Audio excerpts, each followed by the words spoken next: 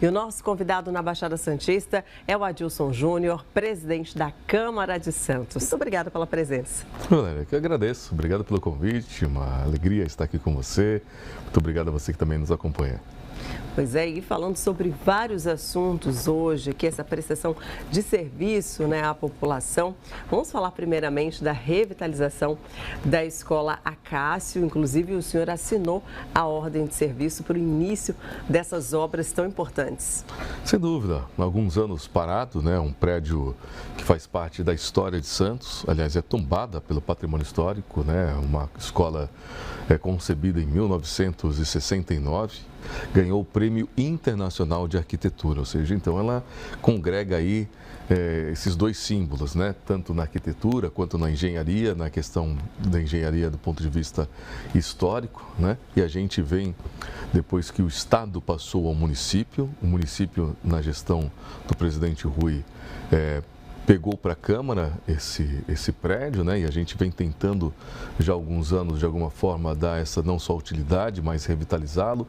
O presidente Kaká, assim, tomou essa iniciativa, de começar essas tratativas e nós, agora, já no início do mandato, junto à mesa diretora, assinamos, então, a autorização para o início das obras, que vão revitalizar esse espaço, não só devolvê-lo à sociedade, como um patrimônio histórico, ou seja, mas também uma revitalização para aquela região. A gente fala ali da região do centro, que tem muito ali ao seu lado, bem próximo, outras ações governamentais, de ações públicas, como é o nosso mercado municipal, que está sendo reformado, como é o nosso parque tecnológico, ou seja, que também faz parte ali daquela região, daquele espaço geográfico, a escola que tem ali, ou seja, então eu costumo dizer que o Acácio ele fecha de fato esse quadrilátero de investimento público que é o indutor, o indutor de geração de economia, de renda. O Acácio faz parte também de um corredor comercial bastante significativo da nossa cidade,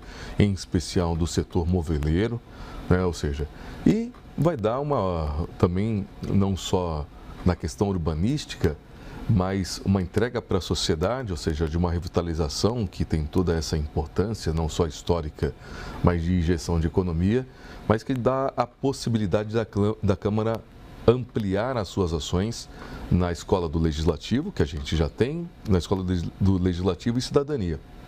Por exemplo, através da escola, a gente provê de cursos profissionalizantes, de palestras, e isso a gente vai poder aumentar ainda mais essa oferta, não só para os nossos colaboradores da Câmara, mas para a sociedade como um todo. É um espaço para a sociedade.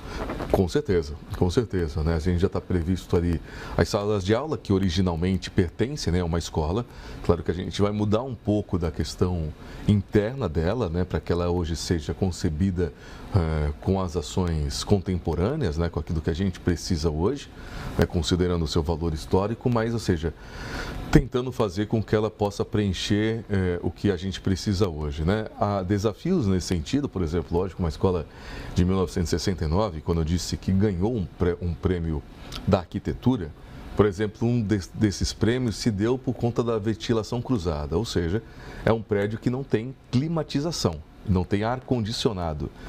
No momento da sua concepção, através do arquiteto Décio Tossi, que é o autor desta obra, que ganhou esse prêmio internacional, ele é uma ventilação cruzada, ou seja, a climatização é provida a partir do vento, de fato, mas hoje em dia isso já não é mais possível.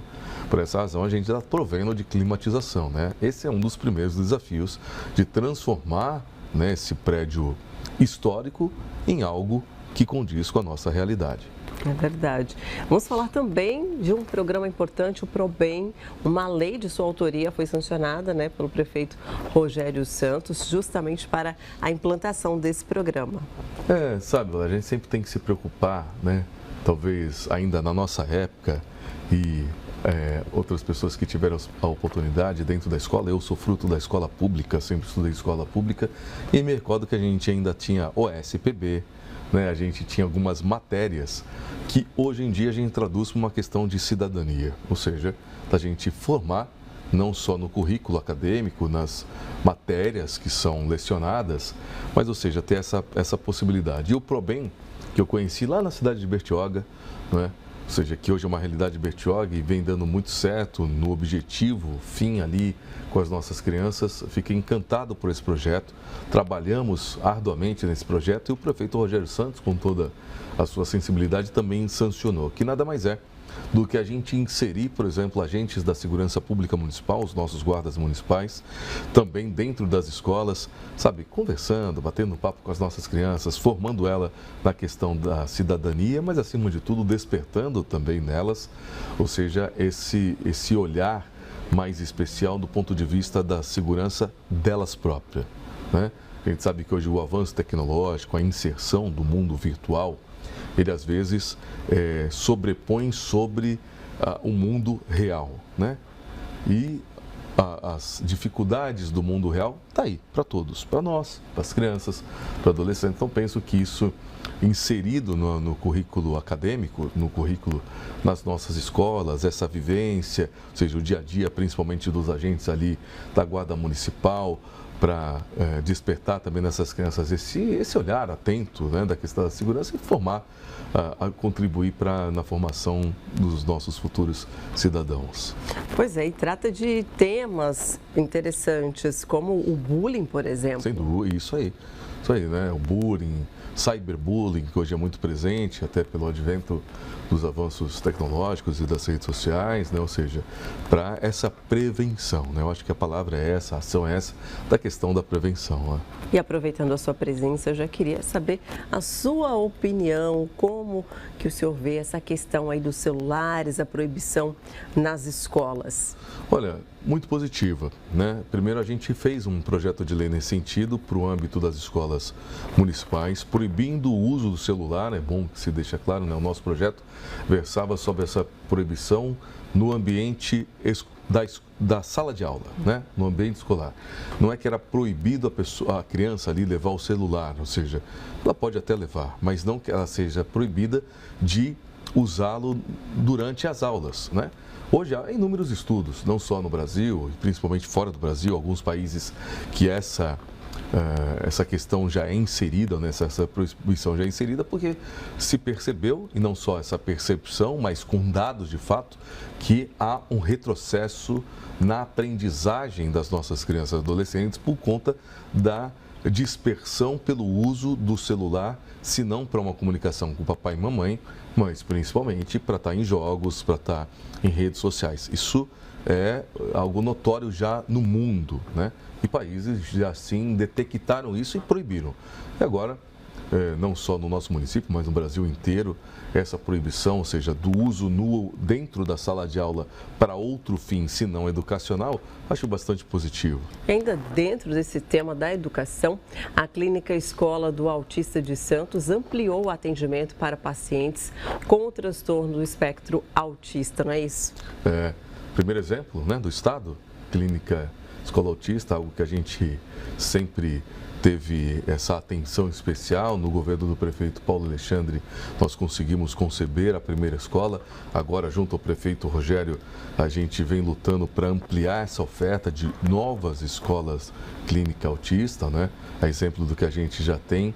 Acho bastante positivo, né? Porque às vezes a gente até tem essa má informação de que, olha, agora mais crianças têm autismo. Não é isso, né? Na verdade, o TEA, que é o transtorno do espectro autista, ou seja, por conta do diagnóstico, do avanço do diagnóstico, da metodologia de como diagnosticar por conta, por exemplo, dos médicos, até da percepção, né, dos pais e mães que têm mais acesso à informação e, portanto, acaba dirimindo dúvidas e procurando realmente quem tem que procurar, os médicos nesse sentido, lógico, vem aumentando o número de crianças diagnosticadas com TEA.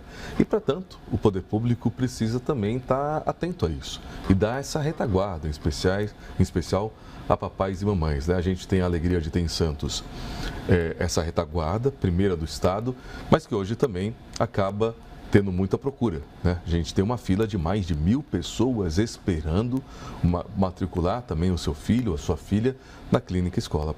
Por essa razão, lógico, nós ampliamos o atendimento que existe, mas a gente precisa avançar ainda mais. É isso que a gente está buscando e tenho certeza que assim será feito.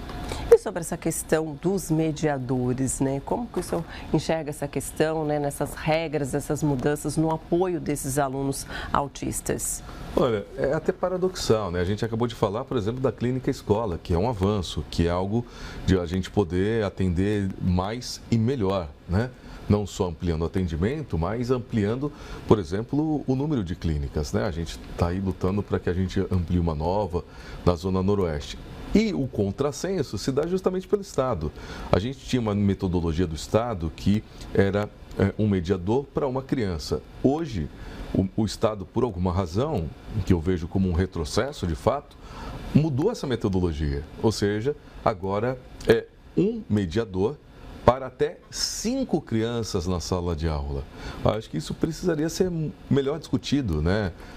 Com os pais, principalmente, com o corpo docente, porque foi de uma forma, podemos até dizer, de uma forma abrupta, da noite para o dia, né? Imaginemos nós que a gente tinha dentro da sala de aula a questão de um mediador para uma criança. Um mediador é uma criança, né? A gente sabe, ou seja, da particularidade, ou seja, do que incide essa questão. E agora o Estado mudou. Então, a gente pode chegar a ter um mediador para assistir 5 crianças. Penso que isso deveria ser melhor formulado aí por conta do governo do Estado, né? E aproveitando também a sua presença, né, para falar a respeito das ações da Câmara, que está trabalhando constantemente aí, e que a gente pode trazer de novidades em relação ao gigante, o Porto de Santos. Olha, a gente voltou às sessões agora, no mês de fevereiro, né, as primeiras sessões acontecendo, então logo deve acontecer a discussão, por exemplo, da lei de uso e ocupação da nossa área continental. Que inserida nessa discussão da lei de uso e ocupação está a ZPE inserida nisso, ou seja, eu acho que é um grande avanço que a gente pode promover na cidade, por exemplo, a partir das EPS, promover também na nossa área continental, por exemplo, um porto indústria, algo que já é realidade, eu mesmo conheci no porto de Rotterdam e outros portos, ou seja, que a gente ainda não tem aqui no nosso porto de Santos, né? E que a gente precisa agregar valor a partir das cargas que são exportadas a partir de aqui.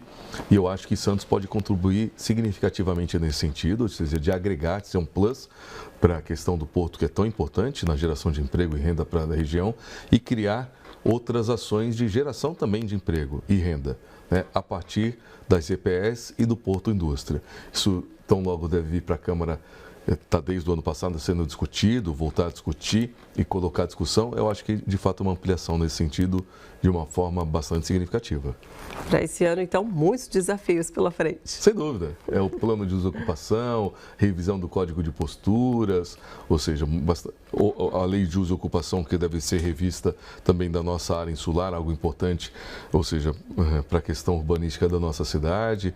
Esse ano, realmente, muitos debates, e a gente desde já convida toda a população a participar. Eu penso que a Câmara, nesse sentido, tem esse papel, né, dialogar todas essas ações de transformação e avanço da nossa cidade com cada um de vocês, munícipe da nossa querida cidade de Santos, né?